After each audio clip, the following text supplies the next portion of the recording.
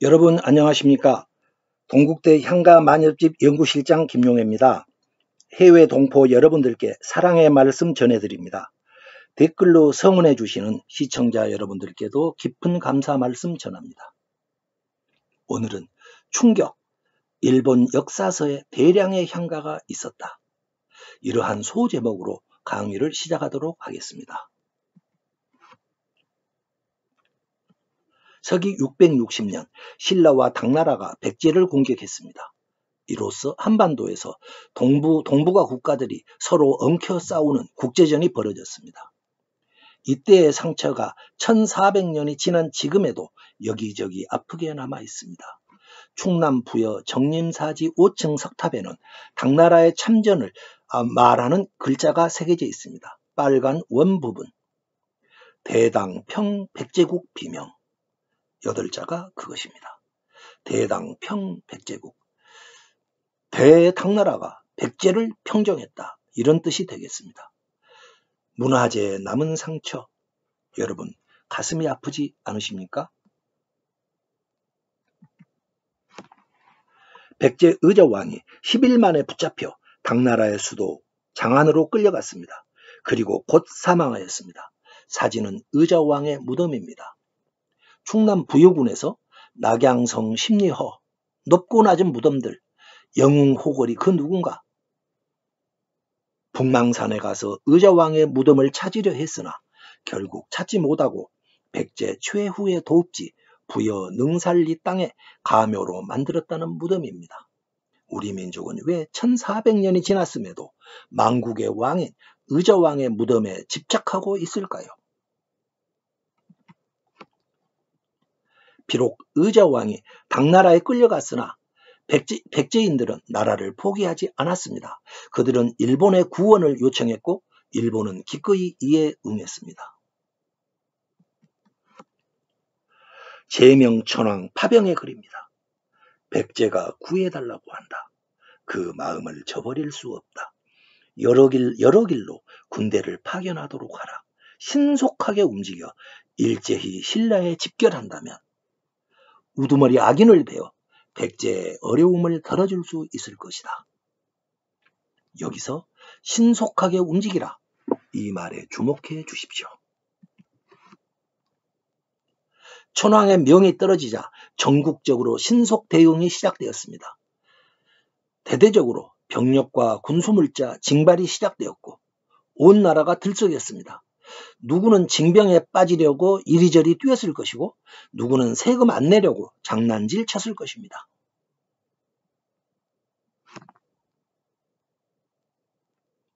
당시 일본의 천황은 제명천황이었습니다. 여자 천황이었죠. 그녀에게는 두 아들이 있었습니다. 큰아들 중대형 황태자와 둘째 아들 대해인 황자입니다. 이 두 사람의 이름은 기억해 주시는 게 좋습니다. 만엽집과 관련해서 매우 중요한 이름이기 때문입니다. 당시 실력자는 큰아들 중대형 황태자였습니다. 실질적인 최고 권력자였습니다. 백제 구원군 파병과 신속한 출병은 중대형 황태자가 대해인 동생 대해인 황자의 반대도 불구하고 결정했던 것으로 보입니다. 다른 향가를 풀다 보니까 대해인 황자가 반대했지 않느냐 이런 심증이 갑니다. 최소한 소극적인 입장이었던 것만은 분명합니다. 참전 결정 후 2달 만인 660년 12월 24일 일본 지도부가 백제로의 출병길에 나섭니다. 제명천왕, 중대형 황태자, 대해인 황자를 중심으로 한 일본 지도부가 총출동했습니다. 그들은 아스카를 출발해 나니와라는 포구, 지금의 오사카를 말합니다. 오사카에서 배를 타고 한반도 최근접 지점인 후쿠오카로 향하였습니다. 후쿠오카는 부산 앞바다 건너면 있는 곳입니다. 그들은 후쿠오카에 진을 치고 전쟁을 지휘하기로 한 것입니다. 12월 24일은 한겨울입니다. 혹한기도 마다하지 않고 늙은 노모를 모시고 떠났습니다. 그들은 봄이 오기를 기다리지 않았습니다. 그만큼 일본 지도부가 신속을 모토로 해서 대응하고 있다는 증거입니다. 혹한기에 출발했다는 말은 67세 당시로서는 엄청 고령인 어머니 제명천왕과 함께 추운 겨울바다에서 1월 1일을 맞이하겠다. 이러한 각오입니다. 최대한 빠른 군사적 기동으로 보아야 할 것입니다. 신속하게 움직이라. 제명천왕의 조칙은 결코 빈말이 아니었던 것입니다. 이때 도읍지 아스카의 아이들이 동요를 부르고 돌아다녔습니다. 아스카는 빨간 원 부분입니다. 이 동요는 일본 서기 660년 12월 달 기록에 수록되어 있습니다. 구원군 출발을 바로 앞두고 병력을 대대적으로 모으고 있던 그 예민한 시점, 도읍지 아스카 거리에서 한 동요가 유행했었습니다. 그 동요에 대해서 현대 한국과 일본의 역사가들은 매우 뜨거운 관심을 쏟고 있습니다. 우리나라 소설가 최인호 씨도 잃어버린 왕국이라는 소설에서 이 노래를 다루고 있습니다. 여담입니다마는 최인호 소설가는 저의 고등학교 선배가 되십니다. 저는 최인호 소설가 글이라면은 가리지 않고 탐독을 하였습니다. 옛날 이 동요를 다루었던 부분을 읽으면서 놀랐던 기억이 세월이 지난 지금도 서원합니다. 그러나 현대 연구자들 그 어느 누구도 아직까지 이 동요를 풀이하지 못하고 패전의 조짐이다 등 억측만을 쏟아내고 있습니다. 결국은 해독불능, 정체불명의 노래입니다. 그러기에 소설의 대상이 되었겠죠. 여기서 주목해야 할 점이 또 하나 있습니다. 먼저 이 정체불명의 노래가 만엽집이 아니고 일본 서기에 수록되어 있다는 사실입니다. 일본 서기는 역사책입니다. 확인해 본 결과 정체불명의 노래들이 일본 서기라는 역사책 속에도 고사기라는 역사책 속에도 대량으로 수록되어 있었습니다. 고사기에는 자그만치 112곡, 일본 서기에는 123곡이나 됩니다. 이 사실은 매우 중요합니다. 이 글들은 공식 역사서에 들어있기에 당연히 역사 해석과 직접적 관계를 가질 것입니다.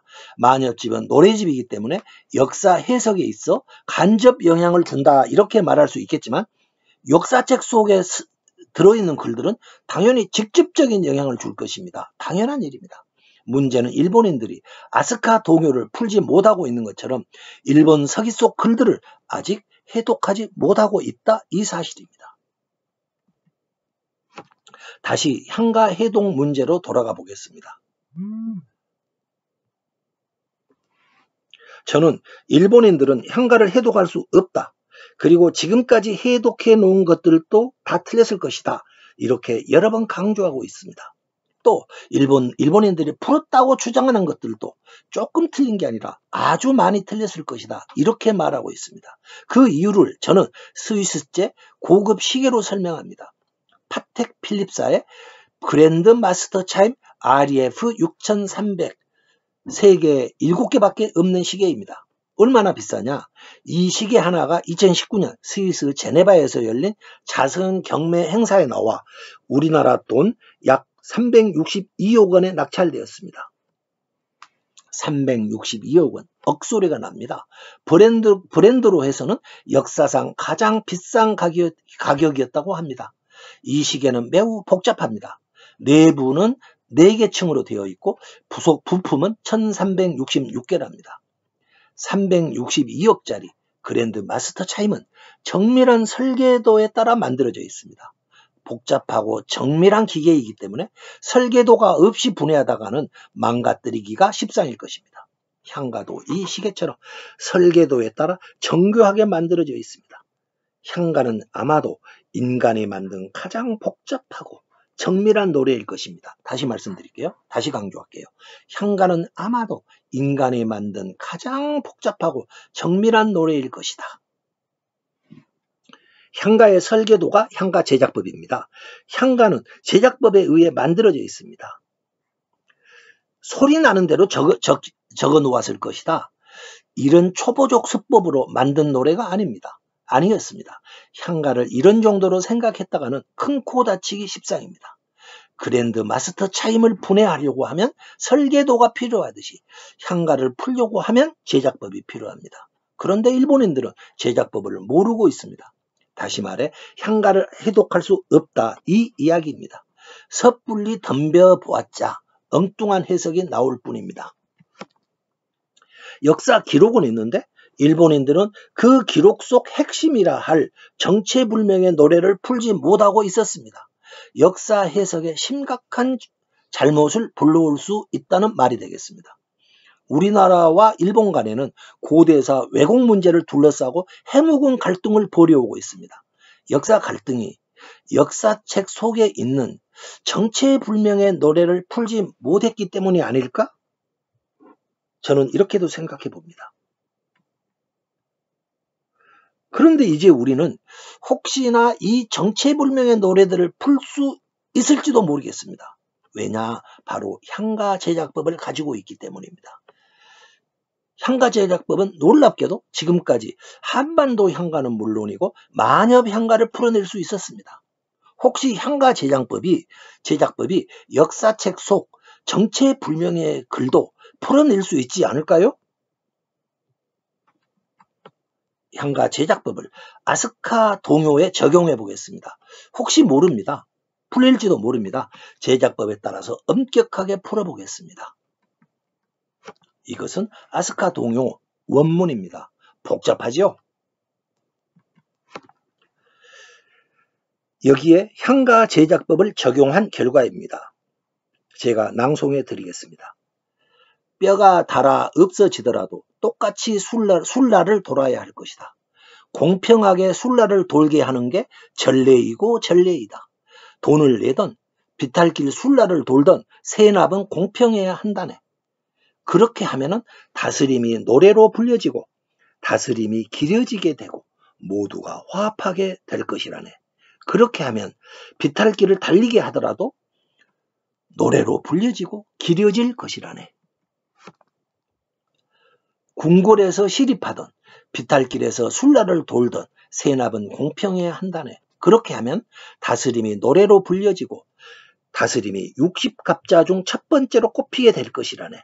비탈길을 달리게 하더라도 화합하게 되고 비탈길을 달리게 하더라도 길어질 것이라네. 궁궐에서 시립하고 비탈길을 술라 돌지라도 세납은 공평해야 한다네. 그렇게 하면 다스림이 노래로 불려지고 다스림이 길어진다네.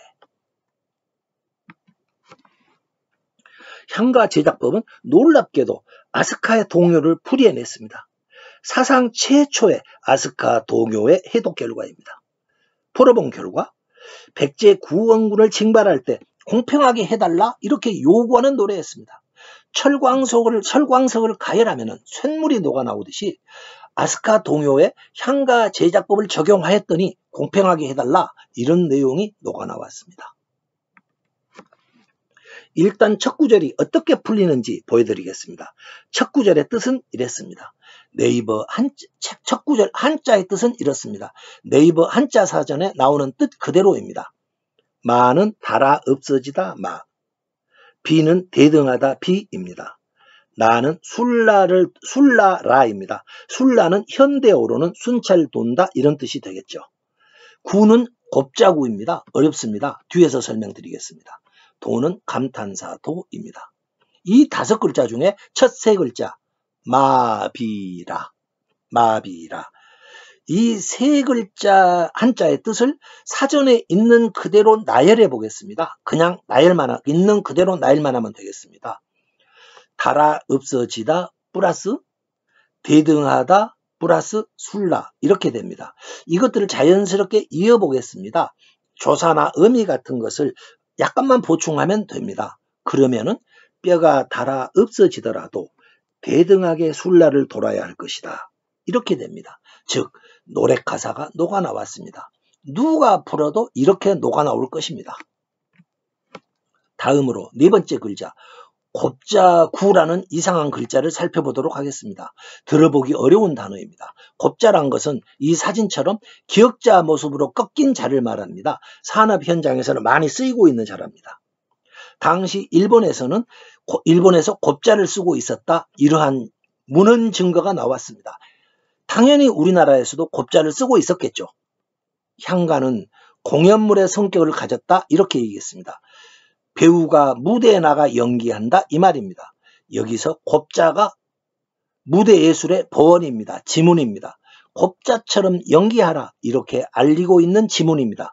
순찰 돌다가 지쳐서 곱자처럼 허리가 흰 모습으로 걸어다니라 이런 뜻이 되겠습니다. 동요니까 배우들은 아이들이겠죠. 아이들이 힘이 빠져서 허리가 휜 모습의 연기를 하면서 골목길을 돌아다니고 있었을 것입니다. 다음 5번째 글자는 감탄사 도. 이 글자는 탄식 소리를 내라 이런 뜻입니다. 나머지는 생략하겠습니다. 검토결과 이 동요는 향가 제작법에 따라 만들어져 있었습니다. 정체불명의 아스카 동요는 향가였던 것입니다. 향가 제작법이 매우 중요하다 이렇게 말했습니다. 또다시 강조합니다. 향가를 연구하는 사람들에게 향가 제작법이란 것은 전쟁에 나간 군인들의 소총과 같습니다. 제작법은 다음과 같습니다. 향가 문자는 뜻글자 또는 이중문자로 기능한다. 향가 문장은 노랫말, 청은 본으로 되어 있다. 노랫말은 한국어 어순이다. 이 3가지를 골간으로 하고 있습니다. 어떤 작품이 이러한 법칙에 따라 만들어져 있다면 그 작품은 향가다. 이것이 바로 향가의 정의입니다. 이 정의에 따라 아스카 동요는 향가가 되는 것입니다. 아이들이 노래를 부르고 있었습니다. 군사를 공평하게 징발하고 군납을 공평하게 거두라. 그러면 칭송받을 것이다. 이런 노래였습니다. 아이들이 지들 마음대로 이런 엄청난 내용의 노래를 짓고 불렀을까요? 그럴 리가 없습니다. 이것은 일본 지도부가 만들어서 부르게 하였을 것입니다. 고도의 정치적 노래로 봐야 합니다. 일본 지도부는 출병을 추진하면서 징발의 부작용을 걱정했던 것으로 보입니다. 그들은 향가의 힘으로 공평한 징발이 이루어지도록 해서 혹시라도 있을 민심 이반을 사전에 막고자 했을 것입니다. 이로 볼 때 당시 일본 최고의 권력자 중대형 황태자는 상당히 민심을 의식하고 향가로 민심을 관리했던 지도자였다. 이렇게 보입니다. 660년 12월 일본 전쟁 지도부는 노래에서 보듯이 직접적인 병력 징발, 군비 조달, 거기에다가 민심 관리까지 하고 있었습니다. 일본의 이러한 움직임에는 당연히 한반도 역사에 직간접적 영향을 줄 것입니다. 그래서 반드시 우리는 열도의 향가를 우리가 풀어야 합니다. 제가 그래서 이렇게 말씀드리는 것입니다. 이 향가는 당시 한반도 전쟁과 관련해 일본 측에 남아있는 생생한 사료입니다. 지금까지 연구자들은 이 동요 속에 어떤 내용이 들어있는지 알지를 못했습니다. 심지어는 향가인지조차도 몰랐을 정도입니다. 저는 일본인들이 국서라고 나라책이라고 하는 고사기와 일본서기를 한번 살펴보았습니다. 고사기 속에 정체불명 노래가 112곡, 일본서기 속에는 123곡, 이들 모두가 향가였던 것입니다. 일본의 공식 역사책 속에 들어있던 해독 불가능의 글들이 향가였던 것입니다. 언젠가 일본인들도 뒤늦게나마 향가를 풀기 시작할 것입니다. 향가 제작법이 한국에서 발견되었다. 이러한 사실을 저의 김영애TV나 논문, 저서를 통해 알게 될 것이기 때문입니다. 그들이 가진 특유의 기질로 보아서 한번 시작했다면 오다쿠의 기질을 유감없이 발휘할 것으로 예상합니다. 만일 일본인들이 열도 향가를 먼저 풀게 되면 광개토 대양비 해독처럼 즉 일본인들의 시각으로 풀려고 할 것입니다. 그럴 경우 대왕비와는 비교도 되지 않을 부작용이 일어날 수도 있습니다. 대왕비는 하나에 불과하지만 만엽집과 역사서 속에는 5,000여 곡이나 되는 노래들이 들어있기 때문입니다. 먼저 푼 쪽이 한일 고대사에 있어 주도권을 갖게 되지 않을까요? 1400년 전 아스카의 아이들이 부른 노래를 시청자 여러분들과 함께 풀어보았습니다. 한국과 일본 두 나라 사이 향가 해독을 넣고 선의의 경주가 시작되려 하고 있습니다. 어찌해야 할 것인가? 열도 향가는 만엽집뿐만이 아니었다. 아스카 동요처럼 공식 역사서에도 수많은 향가가 우리말로 수록되어 있었다. 일본으로 간 향가를 어찌해야 할 것인가? 낯선 내용 들어주셔서 감사합니다.